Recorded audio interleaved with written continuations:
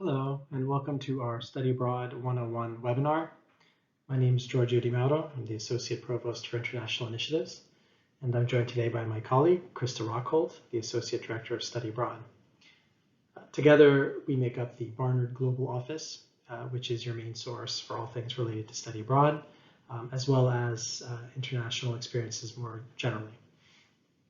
You can get more information on our main site, barnard.edu/global, and specifically on study abroad at barnard.edu/global/study abroad. You can also make an individual advising appointment with me or Krista. Right now that's happening over Zoom. And you can do that online by going to the barnardglobal.youcanbook.me calendaring site. You can also get to it from our main study abroad site under virtual study abroad advising or from the contact us tab. You can also reach us directly at studyabroad@barnard.edu. So right now I will turn things over to Krista, who will go over some of the initial steps to study abroad. As Giorgio said, my name is Krista Rockholt, and I am the Associate Director of Study Abroad at Barnard. We're going to cover the steps in the process to study abroad during the 2021-2022 academic year. The first step in the process is to ensure that you have a valid passport to travel with. If you don't have a passport and you are a U.S. citizen, please start by visiting travel.state.gov, where you can get an overview of the process and identify the documents you will need to obtain in order to apply. The passport application process does include an in-person component, so please do take that into account. And the in-person component may require setting up an appointment time at your local post office or local passport facility. If you already have a passport, please make sure to look at it and check the expiration date. If you received your passport when you were under the age of 16, it only remains valid for 5 years, and you are likely around the time where you are needing to renew it. So please make sure you're aware of when your passport expires. Your passport should be valid at least 6 months beyond your latest possible return date. So please be sure that it fits that criteria. If you're traveling on a different passport that's not a US passport, please also check to be sure that it's going to remain valid and check in with your local embassy on renewal steps. If you are applying or renewing a US passport, we encourage you to do that as soon as possible. Under ordinary times, this is usually a 6 to 8 week process, but we understand that due to COVID, there is quite a large backlog. And right now, the processing is taking closer to 10 to 12 weeks. So please do make sure your passport is going to be valid for travel. And if not, please begin the renewal process as soon as you can so that you're not in a crunch when it comes time for visa applications. In order to be eligible to study abroad for the semester, Barnard students must meet the following criteria. They must have completed at least 2 college semesters. They need to be in good academic and disciplinary standing, which means that there can be no pending incompletes or I's or deferred exams X's on their academic record. It's also important to note that they must be a current Barnard student and not returning from a leave of absence. This is relevant because for students who take a leave of absence during this spring semester 2021, those students who take a leave of absence then will not be eligible to study abroad during the fall 2021 semester. Students must also meet the specific program eligibility requirements of their particular program. These might include a specific GPA requirement, maybe a language GPA requirement, or a language level, or other subject area prerequisites. So make sure you understand the criteria for eligibility for your specific program. Study abroad is prohibited during the final semester of senior year due to graduation requirements. We should mention that study abroad as a first semester senior is allowed with the approval of the class dean and the major department. Now, because the current junior class, was unable to study abroad for this semester during the fall of 2020 and now the spring of 2021, they are eligible to study abroad during the summer of 2021. Only current juniors are going to be eligible to study during the summer of 2021 with approval from their class dean, and they will be able to transfer credit back from summer study abroad programs, again, with the approval of their class dean. So do be sure that you meet all of the eligibility criteria listed here.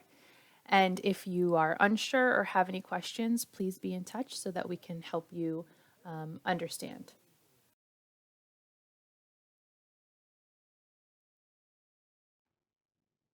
So I'd like to take a moment before we continue with the next steps to study abroad to acknowledge the challenges to international travel presented by the pandemic. So at the time of this recording, in early November 2020, all Barnard-sponsored travel, both for fall and spring, are suspended.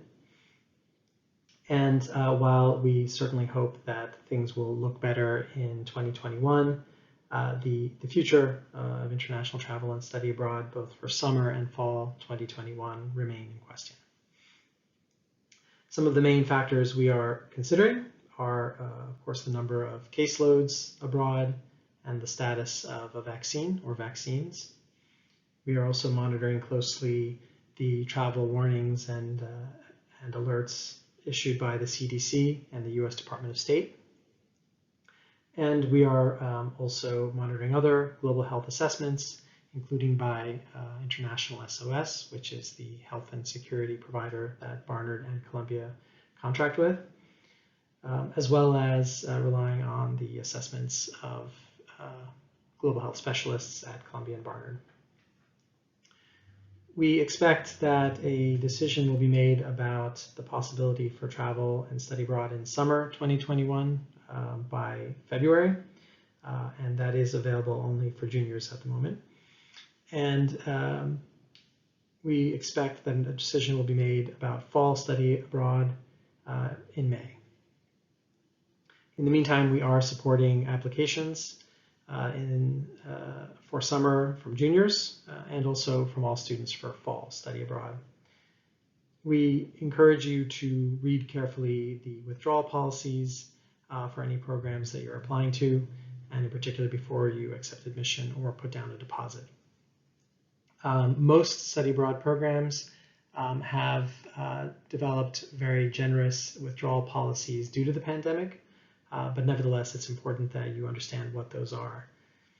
Please keep in mind that Barnard is not responsible for any unrecoverable costs, either for flights or for deposits.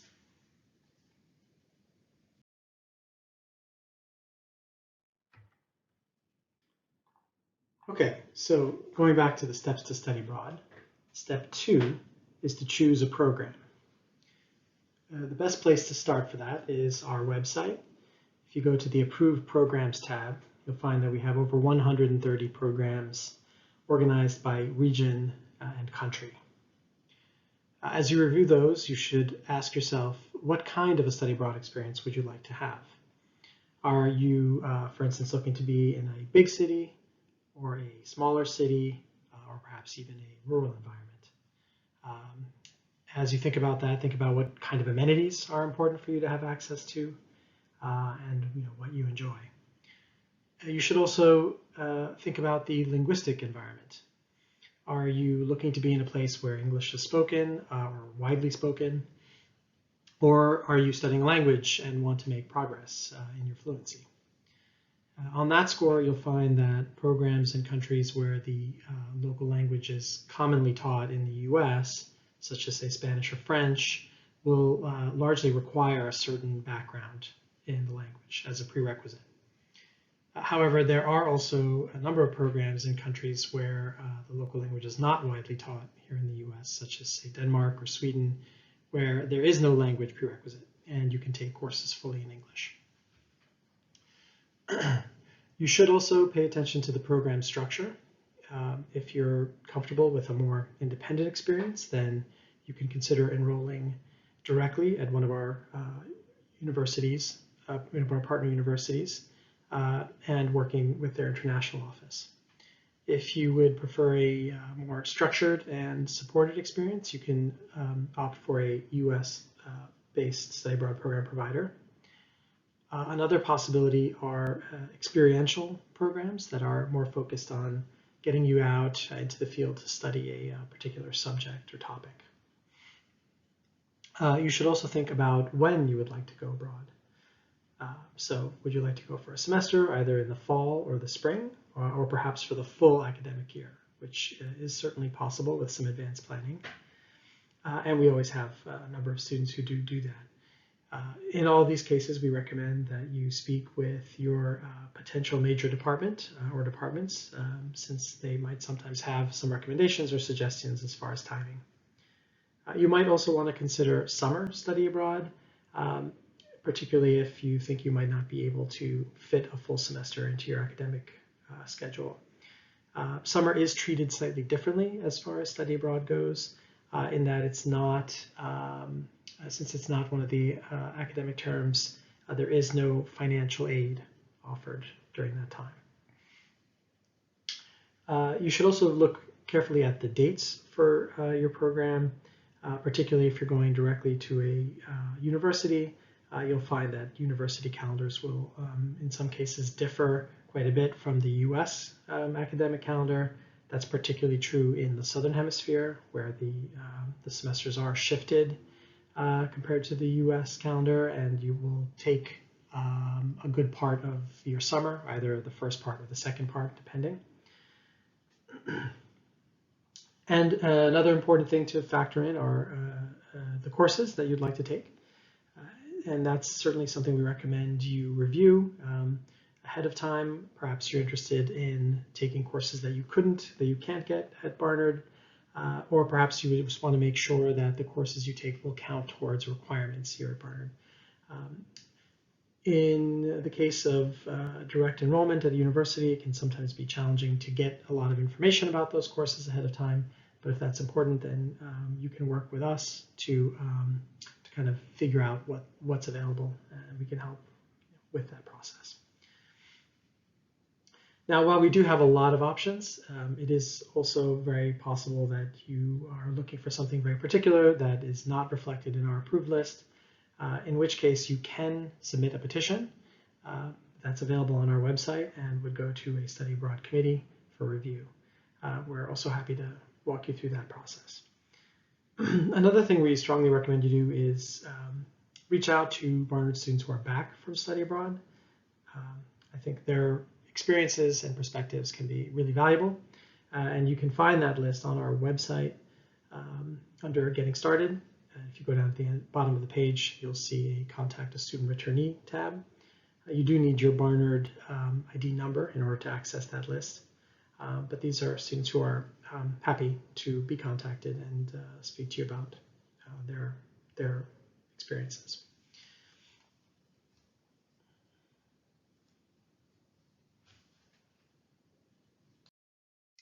I want to drill down briefly on the program types, since this is an important factor in choosing a program. I mentioned the more independent option of enrolling directly at a university abroad. The benefit of direct enrollment is that you have a broad range of courses available at the host university to choose from. Direct enrollment can happen in one of two ways, by applying as a visiting international student, or in certain specific instances by applying as an exchange student. Barnard has a handful of exchange partners abroad. Some examples are the University of Edinburgh, Trinity College Dublin, Sciences Po in Paris, and the University of Melbourne. Our exchange partners are noted as such in the approved program section of our website. While there's almost no difference for your experience abroad if you're a visiting international student or an exchange student, there are some distinctions in terms of the application process that are worth noting. And first of all, just to explain how an exchange works, when you go on exchange, you're essentially swapping places with a student at the partner university, who then comes to Barnard to study for a semester. For this reason, if you apply for an exchange slot, that is the only study abroad program that you can apply to, since we are then making that space available at Barnard for a student from the partner university. While this may feel limiting, the benefit is that nomination for exchange makes your application a higher priority for the partner university, and your likelihood of getting in is thus higher. The other type of program that I noted earlier are what's known as provider programs. These are U.S. universities or U.S.-based nonprofit educational organizations that run their own programs abroad. And these kinds of programs work best if you would like just a little bit more structure and support. They will often include excursions, trips, social activities, and other support services. And they will typically have staff on the ground to help. They will often have a more limited set of courses run specifically for the program, often taught by local faculty. And in some cases, they might also allow for the possibility of accessing courses at a local university. Of these provider programs, I wanted to highlight two in particular. One is the study abroad programs run by Columbia University, since Barnard treats their semester programs a bit differently than other study abroad programs. While almost all study abroad credit is transfer credit at Barnard, because Columbia's programs provide Columbia credit, the courses you take through those programs are posted to your transcript as regular Columbia courses, and so are not treated as transfer credit. It's important to note that this is only true of their semester study abroad programs, not their summer programs, which are instead treated as transfer credit. The other kinds of programs are the thematic or field-based programs. Some examples of those are the School for Field Studies or the School for International Training. And these are programs that focus on a very specific topic or subject and are often taking place out in the field. They will often require research, and so these kinds of programs are great as preparation for, say, a senior thesis.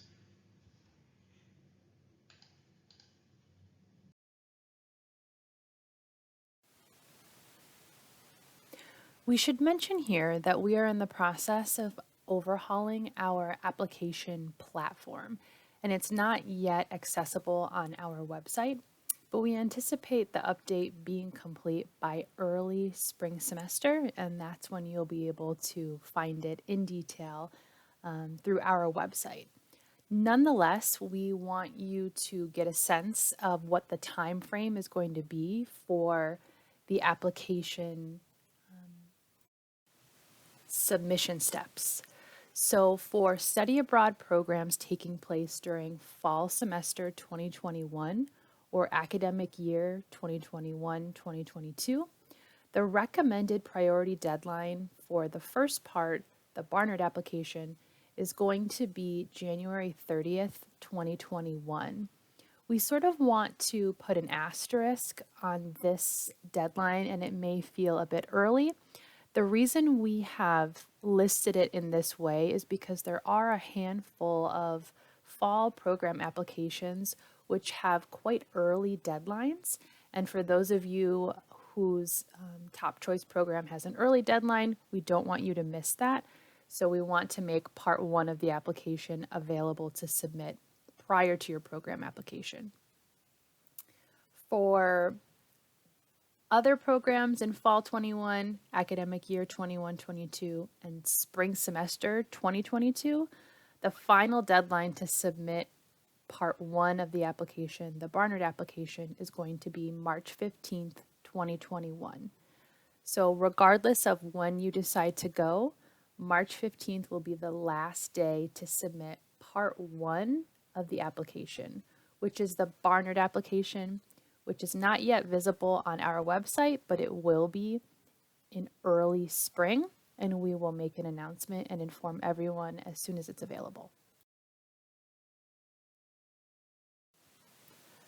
Now we are going to talk about study abroad finances so that you have a really clear understanding of what your bills will look like. So first and foremost, all students remain registered Barnard students and therefore continue to pay Barnard tuition for the semester that they are studying abroad. In addition to Barnard tuition, your bill from Barnard will also include a small study abroad assistance fee and an off-campus comprehensive fee. If you choose to remain enrolled in the Barnard Student Health Plan, you will also see that charge on your bill for the semester. Now, the program tuition bill should be sent to Barnard and processed by the bursar once your Barnard bill has been settled for the semester. If you receive a full bill from your program, which includes the program tuition, you should forward that portion of the bill to the bursar to be processed. So you will not be paying the program tuition, you will pay Barnard tuition, and the Barnard bursar will process your program tuition once your Barnard bill has been settled. You should take into account the non-tuition fees for your specific program. These will be billed directly to you and include things like your housing, a meal plan if your program offers one, possibly a generic program fee, excursion fee, or other items that might be specific to your program. So you really need to be aware of what these non-tuition fees include and what the total will be because they will be billed directly to you. And the next slide will lay this out a little bit more visually.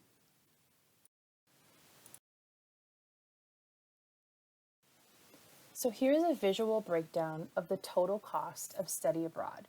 You will continue to receive a bill from Barnard for Barnard tuition for the semester, as well as a study abroad assistance fee of $110, an off-campus comprehensive fee of $50, and if you choose to remain enrolled in the student health insurance plan, you will also see this on your Barnard bill. During the semester that you are abroad, you will not be charged for Barnard housing or a Barnard meal plan. You will also receive a bill from your program.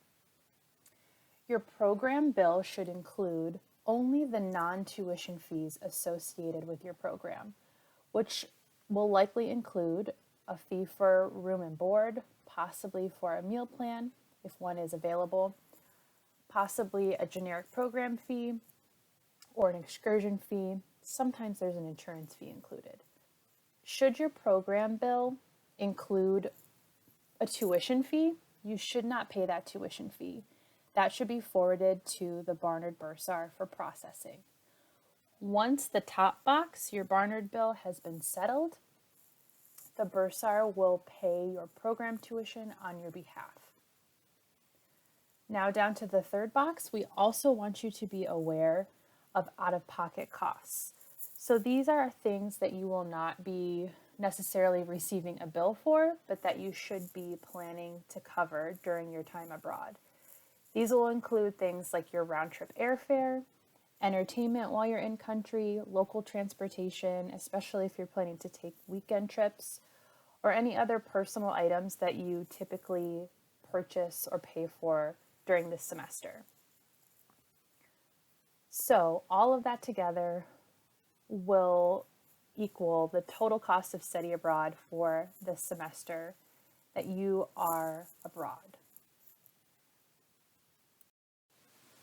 And again, we want to make it very clear that you will continue to pay Barnard tuition, that you will not be paying the tuition fee for your program. And should you receive a bill from your program which includes a tuition fee, you should not pay it and you should forward it to the bursar.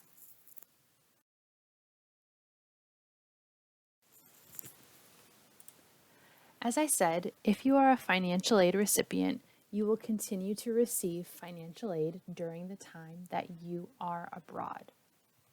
Part of the study abroad process includes a required appointment with your financial aid advisor. This appointment will take place after you have applied to your program.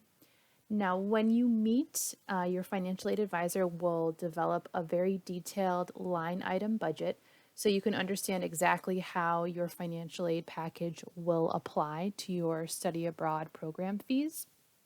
But until then, we want to give you some general financial aid tips which should help you as you're planning and looking at your personal budget and your program budget. So as far as financial aid is concerned, your estimated family contribution does not change while you're studying abroad. If you receive work study, you will continue to receive that funding in the form of a grant. Unfortunately, Barnard grants cannot be increased to cover study abroad expenses, but if your program exceeds the cost of a semester at Barnard, usually that increase can be made up for in the form of increased loan eligibility. Now, if your financial aid is in excess of Barnard's tuition, you can request a refund from the bursar's office, and you can use that refund to put towards any study abroad non-tuition program fees or perhaps other out-of-pocket expenses. So that is something that your financial aid advisor will estimate for you when you meet with them, so you can know exactly what to expect.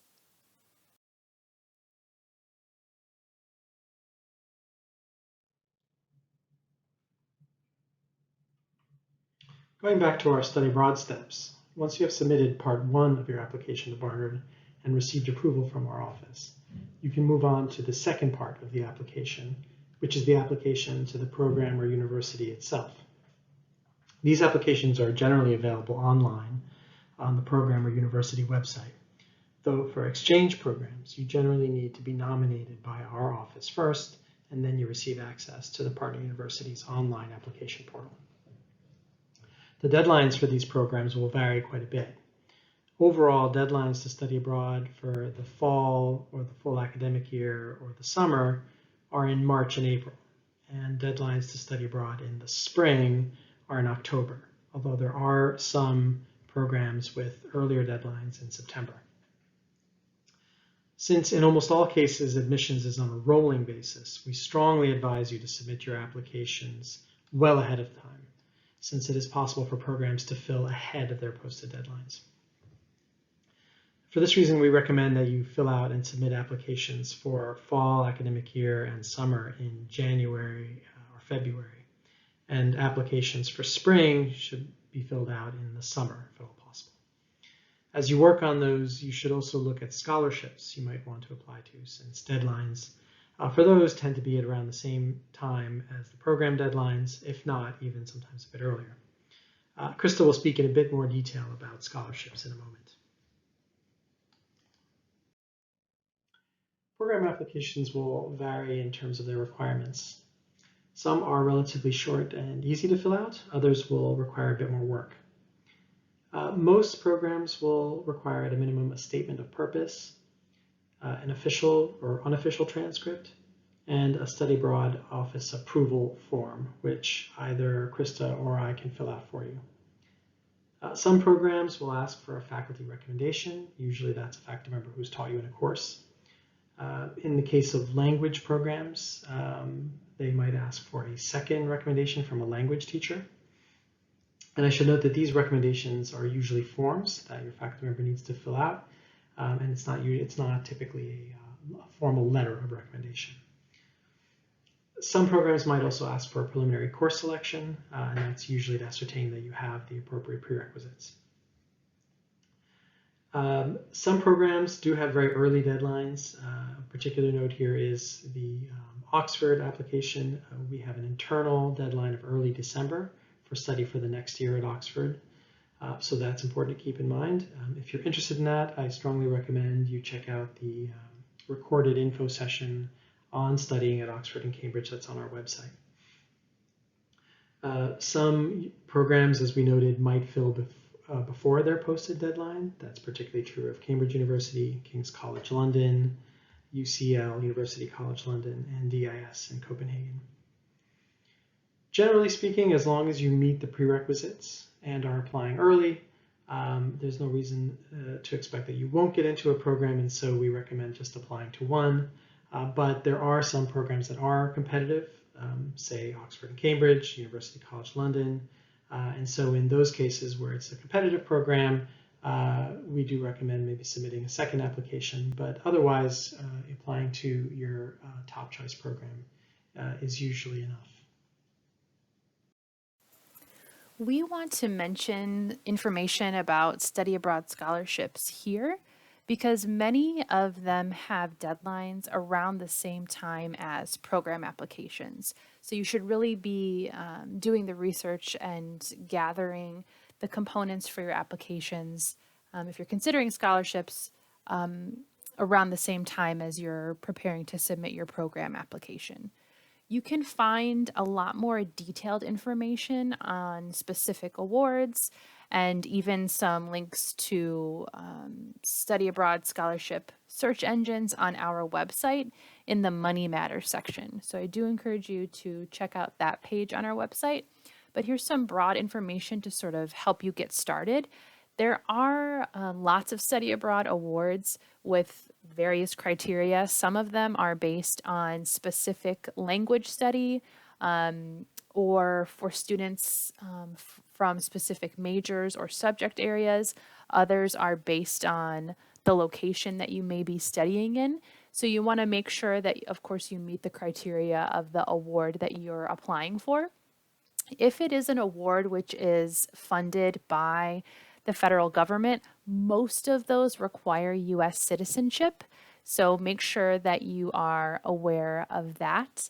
And we also want you to know that many program providers offer their own scholarships. So for instance, when you get to the end of an SIT application, it will most likely ask you if you also want to apply for scholarships or be considered for any scholarship awards. So you definitely want to check yes on that box. There are other program providers which will ask you to fill out a separate scholarship application at the end of the program application. Those awards don't tend to be huge, but every little bit helps, and it could help you, offset the cost of your round trip airfare or something along those lines. We wanted to highlight, especially for you, the Diversity Abroad Scholarship search engine. The link is there on the slide, and you'll also find the link in the Money Matters on the Money Matters page. That's a great one that can help you filter for awards that you might be eligible for.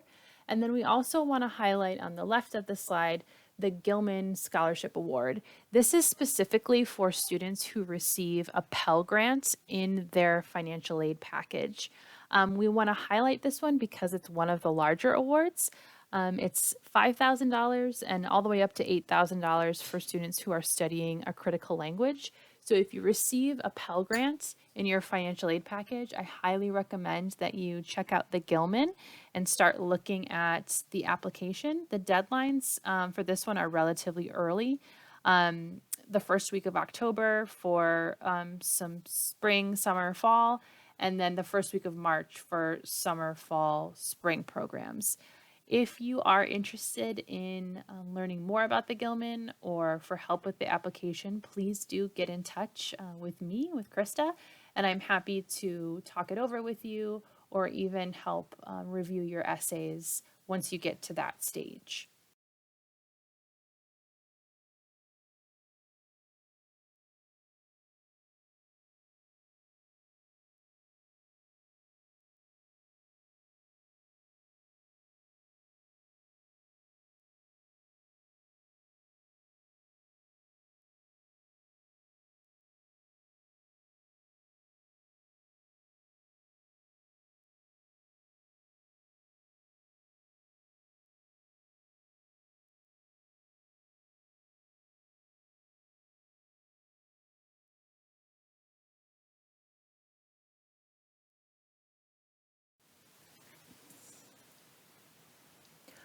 The next step, once you have submitted the program application, is to meet with financial aid if you are a financial aid recipient. As I mentioned, this is a required step for financial aid recipients and will notify you when it's time to set up this appointment. So for students applying to study abroad in the spring, you'll meet with your financial aid advisor sometime during the month of October. And for students applying to study abroad in the fall or for the academic year, you'll meet with your financial aid advisor sometime during the month of April. And again, we will remind you to set up this appointment, and financial aid also confirms with us that you have attended.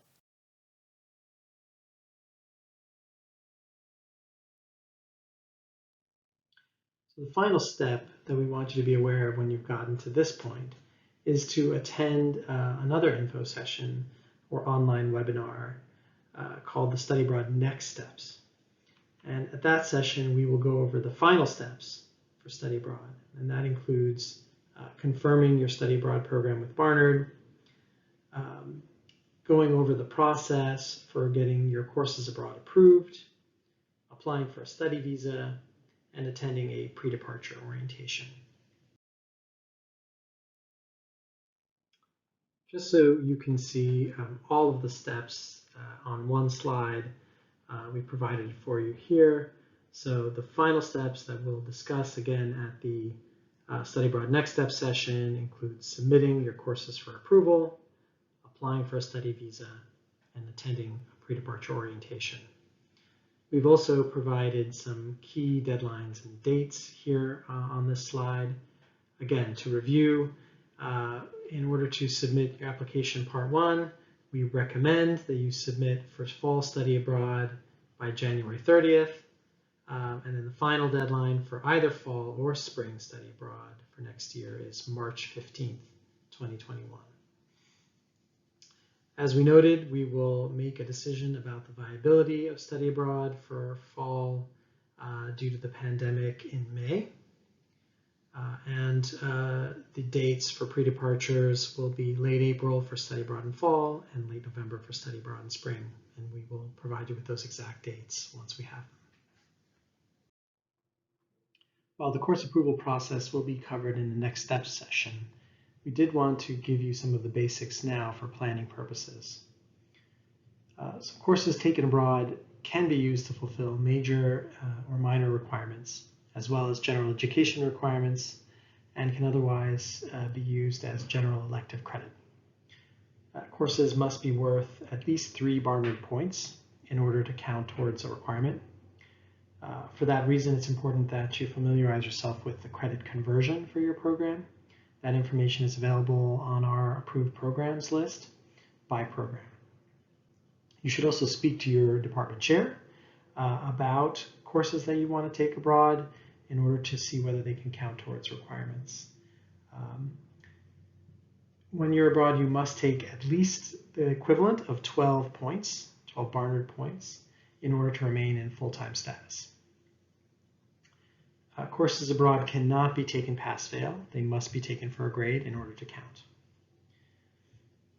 The grades you receive from abroad will not figure into your Barnard GPA, with the exception of Columbia-led programs, which again, those courses appear as regular Columbia courses on your transcript.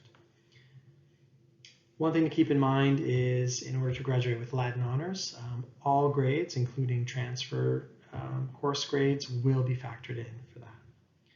And any courses that you take towards major requirements will also factor into your major GPA.